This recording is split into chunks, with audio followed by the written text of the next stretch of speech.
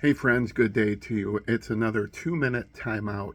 Now, 2 minute timeout, if you're new, is just an opportunity to just take a break from all the craziness and hopefully um, be encouraged and uplifted. Um, that's the aim of the 2 minute timeout. So I hope you're well. I hope you're having a good day. Um, so the title of this 2 minute timeout is Red Rover, Red Rover. Now, this might come as a surprise to you, but I'm not a young guy. I'm an old guy.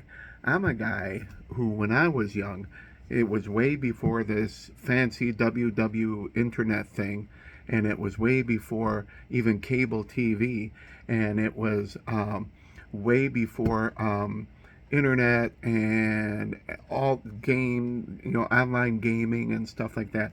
So a lot of things when I was a young boy growing up that we played outside. We played either in the street with baseball or football. We played tag. We played hide and go seek. We played kick the can.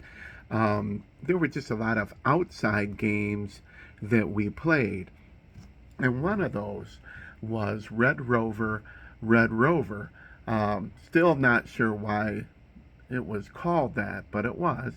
And how that game worked, and we played it over two front yards, mine and my next door neighbors, my friends next door, and you would have two teams facing each other of about 5 or 6 people on each team, and they would face each other, and they would lock arms, and then the one team would say, Red Rover, and then you would pick somebody to come on over.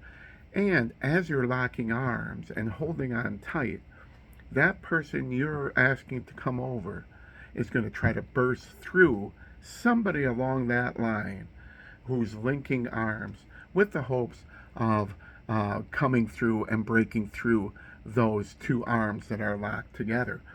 So you would say that, and that person would just come up a huffing and a puffing and just running as hard as they can and trying to break that line. And if they didn't, if they were unsuccessful, that grip was tight, and the two people were holding on nice and tight to each other and working as a team in order that that person couldn't get through and break through that bond.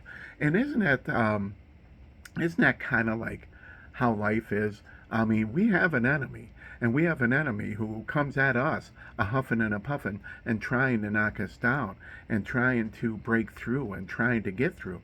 But don't you know that the Lord has sent us friends and Christian brothers and sisters and family who can bond with us as our enemy is running toward us and trying to break through us, and having a bond, having a Christian bond and somebody that you can hang on to when life happens and our enemy comes attacking. Proverbs 17:17 says that the friend loves at all times and a brother is born for adversity.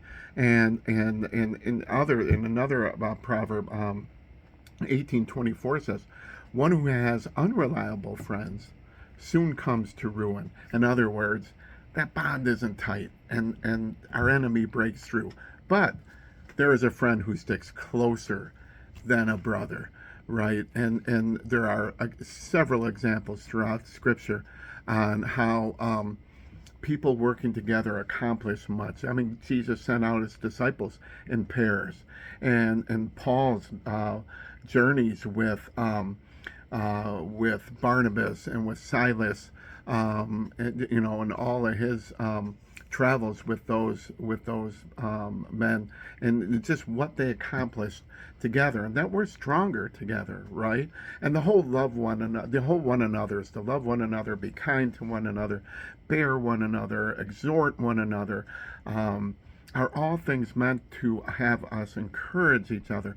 So I would hope that, to help you in your walk, and knowing that we have an enemy that seeks to destroy and devour that you have that somebody. You have that somebody that you can lock arms with, that you can go pray to with, that you can ask for prayer for, and that you can bond together when life's difficulties come at your way. And just as important, I hope you can be that person to somebody to say, hey, hang on tight to me, and together we'll get through this, and together I'll help you get through this when our enemy comes a running and a huffing and a puffing. Good day, friends. I hope you have a great day.